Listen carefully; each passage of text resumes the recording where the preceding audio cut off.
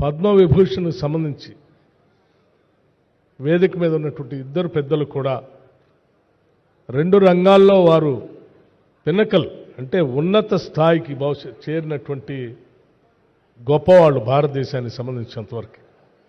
అట్లాగే చిరంజీవి గారి గురించి ఎంత చెప్పినా తక్కువే. సినిమా రంగంలో ఎటువంటి బ్యాక్గ్రౌండ్ లేకుండా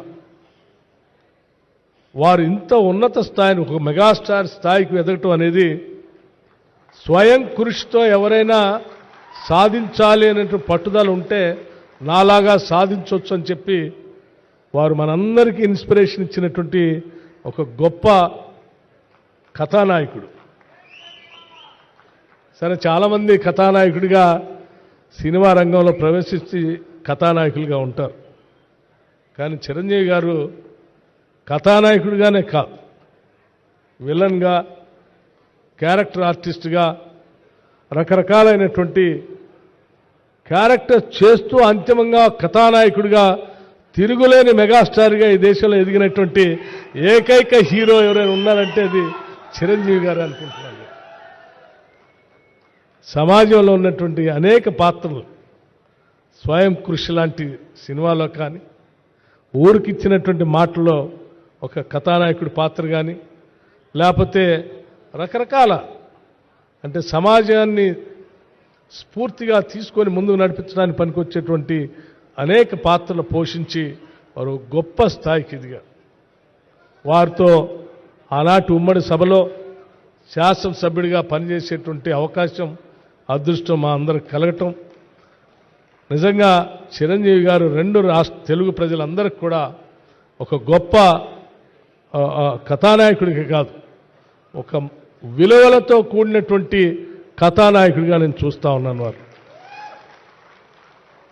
కథానాయకులు సరే వారి ప్రైవేట్ జీవితంతో ఆ ఫ్యాన్ ఫాలోయింగ్తో పోతూ ఉంటారు. కానీ చిరంజీవి గారు తను అదే కాదు, సమాజానికి కూడా ఏదో సేవ చేయాలనేటువంటి ఆలోచనతో, సేవాభావంతో బ్లడ్ బ్యాంక్ దగ్గర నుంచి మొదలు పెడితే అనేక గుప్తదానాలు కూడా చేస్తూ వారి సమాజానికి ఎన్నో కార్యక్రమాలు చేస్తూ ఉన్నారు.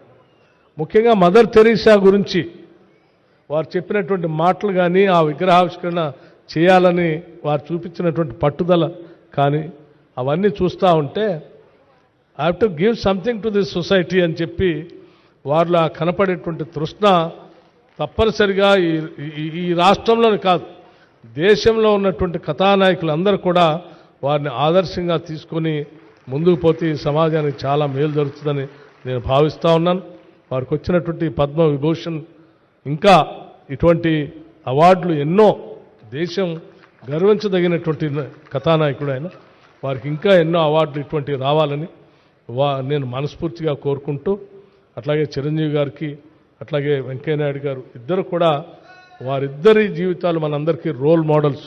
రెండు రంగాల్లో, అటు రాజకీయ రంగంలో, ఇటు సినీ రంగంలో, అన్ని రంగాల్లో కూడా వారిద్దరి జీవితాలు ఆదర్శం అని చెప్పి మీ అందరికీ నేను మనవి చేస్తూ, నేను మరొకసారి ఈ పద్మ అవార్డు గ్రహీతలందరికీ కూడా నేను మనస్ఫూర్తిగా అభినందనలు తెలియజేస్తూ, వారికి సన్మానం చేసేటువంటి ఈ కార్యక్రమంలో అవకాశం రావటం కూడా మా అదృష్టంగా నేను భావిస్తూ ముగిస్తూ ఉన్నాను. Thank you.